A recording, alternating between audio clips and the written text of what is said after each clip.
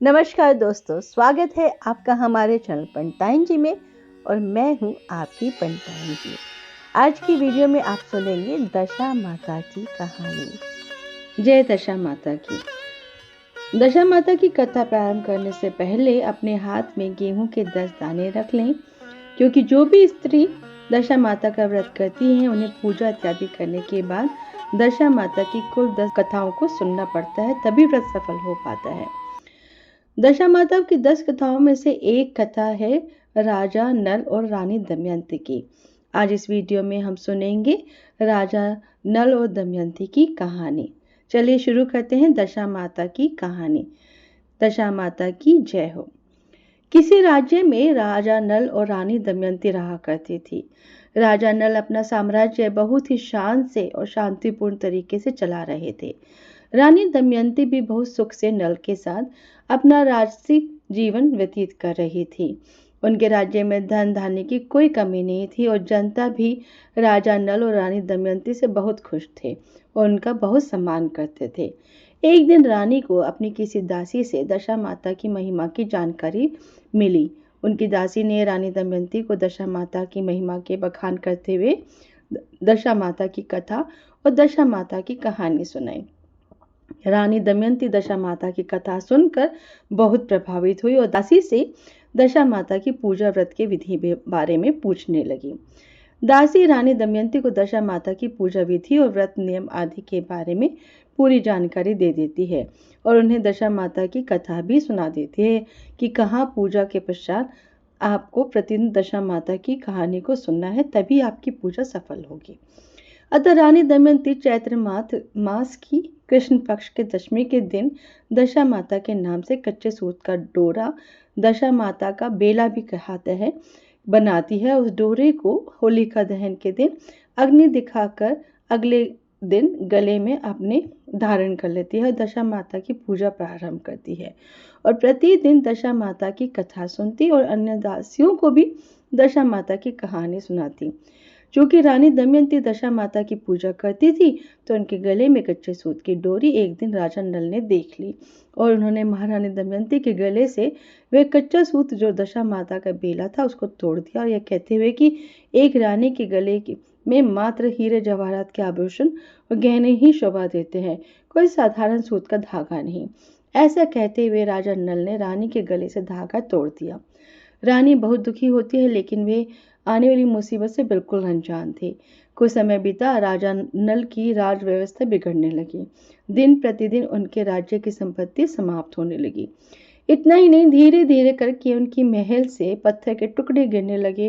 राजा नल और रानी दमयंती को कुछ समझ नहीं आ रहा था कि ऐसा क्यों हो रहा है। अचानक से इतनी ज्यादा मुसीबत कैसे उनके राज्य और राजमहल में टूट पड़ी, दोनों यही सोचकर परेशान थे। राज्य की स्थिति इतनी खराब हो गई कि लोग दाने दाने को तरस गए। अंततः राजा ने राज्य त्यागने और दूसरे राज्य में जाकर धन कमाने का निश्चय किया और रानी दमयंती को कुछ दिन के लिए उनके मायके जाने को कहा। किंतु रानी दमयंती एक पतिव्रता स्त्री थी, उनके लिए उनका पति ही सब कुछ था, अतः उन्होंने जाने से मना कर दिया। इस तरह से दोनों अपना राज्य त्याग करके दूसरे राज्य की तरफ रवाना होते हैं। राजा रानी भूखे प्यासे दूसरे राज्य की ओर चले जा रहे थे। चलते चलते बहुत समय बीत गया और संध्या भी होने लगी थी, तो उन्होंने विश्राम के लिए पास के ही एक माली के पास रुक गए और उससे रात गुजारने के लिए शरण मांगी। माली का बगीचा बहुत ही सुंदर हरा भरा था। राजा रानी दोनों माली के सुंदर से बगीचे में पूरी रात विश्राम करते हैं और सुबह जब उनकी नींद खुलती है तो उन्होंने देखा कि पूरा बगीचा बंजर बन गया है। उनको समझ ही नहीं आ रहा था कि ऐसा कैसे हो सकता है कि एक ही रात में हरा भरा बगीचा बंजर कैसे हो गया। तभी वहां माली आ जाता है और अपने बंजर बगीचे को देख राजा नल और रानी दमयंती को बहुत खरी खौटी सुनाता है और उन्हें वहां से जाने को कहता है। अब दोनों सुबह सुबह फिर से अपनी मंजिल की तरफ आगे बढ़ते हैं। आगे जाते जाते उन्हें एक तेलन दिखाई देती है जो कड़ी धूप भी थी, अतः उन्होंने तेलन से उसके यहाँ विश्राम करने के लिए शरण मांगी। तेलन ने अपने यहाँ रुकने के लिए सहमति दे दी और उन्हें शरण दे देती है। तेलन का पूरा घर तेल के डिब्बे से भरा हुआ था, लेकिन जब उसने देखा तो उसका पूरा तेल का डब्बा खाली हो गया था। उसको समझते देर न लगी, यह दोनों कोई अभागे हैं, था उन्हें खोजते हुए जाने को कहती है। वह बहुत गुस्सा थी क्योंकि राजा रानी को अपने यहाँ आश्रय देकर उसका बहुत नुकसान हुआ था। थोड़ी ही दूर जाकर वे एक वृक्ष के नीचे विश्राम करने लगते हैं। तभी राजा को याद आया कि उसकी बहन का घर पास में ही है। अतः राजा ने अपने यहाँ वृक्ष के नीचे होने की खबर अपनी बहन के घर तक पहुंचाई। राजा की बहन दोनों के लिए रोटी और प्याज के टुकड़े अपने एक सेवक के हाथ उन तक पहुंचा देती है। राजा रानी रोटी देखकर उसे खाने के बजाय उसे वहीं जमीन में गाड़ देते हैं और आगे बढ़ते हैं। आगे राजा का मित्र मिलता है और वह उनकी दुर्दशा देख अपने घर ले जाता है और खूब आदर करता है। तभी उनके घर में एक मोर आता है और घर की खूंटी पर लटका हुआ मोर एक स्वर्ण के हार को निगल लेता है, जिसके बारे में किसी को खबर नहीं होती है। तभी राजा के मित्र की पत्नी की नजर खूंटी पर पड़ती है। वहां हार ना पाकर अपने पति से कहती है कि कैसे मित्र हैं तुम्हारे जिन्हें आपने शरण दी, उन्हीं के घर चोरी कर ली। इतना सुनते ही राजा का मित्र उसे चुप करते हुए कहता है कि उसका मित्र चोर नहीं है, आज उसकी दशा सही नहीं है, हो सकता है उसको उस हार की आवश्यकता हो, इसलिए उसने हार लिया होगा, जिसको वो बाद में हमें लौटा देगा। अपने मित्र और उसकी पत्नी की बात राजा नल और रानी दमयंती ने सुन ली थी और दोनों वहां से प्रस्थान करते हैं।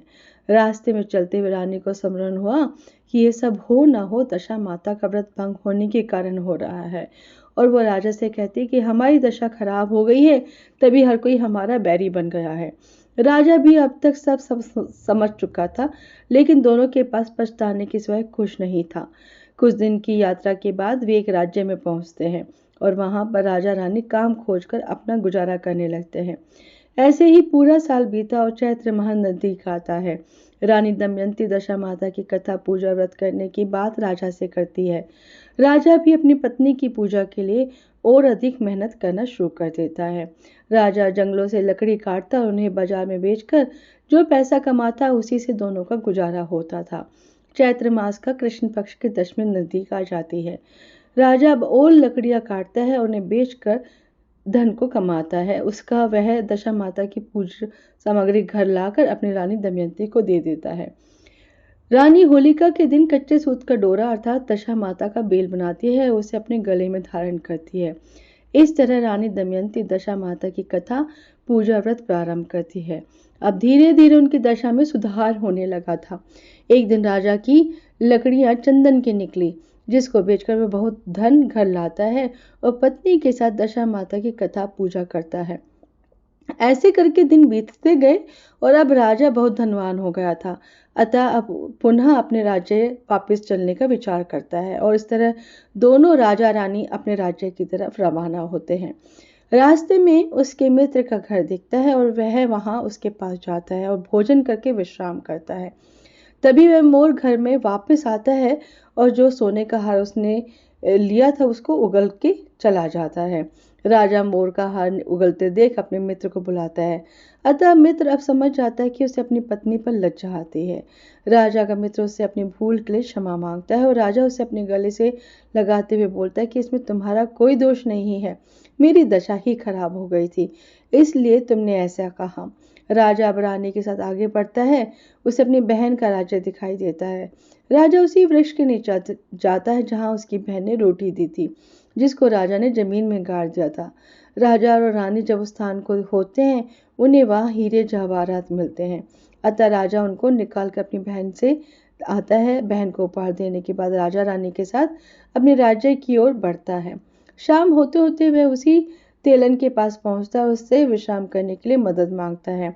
क्योंकि बहुत दिन हो गया था तो तेलन उन्हें पहचान नहीं पाती और उन्हें आश्रय देती है। सुबह जब नींद खुली तो वह आश्चर्यचकित हो गई, क्योंकि जिस गोदाम में तेल ना राजा रानी ने विश्राम के लिए रोका था उसमें तेल की खाली टीनें थी जो अब पूरी भर गई थी। तब राजा उसे बताता कि वे दोनों वही अभागे हैं कुछ दिनों पहले जिनके चरण मात्र पड़ने से उसका पूरा गोदाम खाली हो गया था, लेकिन आज दशा माता की महिमा के कारण तुम्हारा गोदाम पुनः पहले जैसा हो गया है। अब राजा पहुंचता है उस बगीचे पर जहां उनके रुकने से पूरा बगीचा बंजर हो गया था। लेकिन राजा के पहुंचते ही माली का बगीचा और भी ज्यादा सुंदर और हरा भरा हो जाता है, जिससे माली राजा की जय जयकार करता है और उन्हें विदा करता है। अब राजा अपने राज्य में प्रवेश करते हैं। राजा नल और रानी दमयंती को देख पूरा प्रदेश हर्ष और उत्साह से भर जाता है। चारों तरफ खुशियों का माहौल छा गया। ऐसा प्रतीत हो रहा था जैसे दीपावली हो। राज दरबार के सभी सदस्य जनता अपने राजा रानी का स्वागत अभिनंदन करती हैं। इस प्रकार राजा नल के साम्राज्य में पुनः खुशहाली पहले जैसी हो जाती है। रानी दमयंती दशा माता की कथा व्रत करती रही और अपने पूरे प्रजा को भी दशा माता की कथा और व्रत पूजा पाठ करने को कहती है। हे दशा माता, जैसे आपने राजा नल और रानी दमयंती की दशा बदलकर उन्हें सब प्रकार के सुख समृद्धि का आशीर्वाद दिया, ऐसा आशीर्वाद इस कहानी को सुनने वाले, सुनाने वाले और हुंकारा भरने वाले को भी देना। दशा माता की जय हो। दोस्तों, जैसे हमारे दादा दादी के समय में हर त्योहार और व्रत कथा सुनाने के लिए पंडिताइन जी होती थी, ठीक उसी तरह से मैं हूँ आपकी ऑफिशियल पंडिताइन जी। हमारे इस चैनल पर आपको मिलेगी हर व्रत त्योहार की कथा, पूजा विधि और विशेष उपाय। जैसे हर कथा के अंत में पंडित जी को दक्षिणा दी जाती है, वैसे ही आप भी दक्षिणा में मुझे थोड़ा सा प्यार और मेरी हर वीडियो को एक लाइक और शेयर कर दीजिएगा। अगर आप इस चैनल पर नए हैं तो इस चैनल को सब्सक्राइब जरूर कीजिएगा।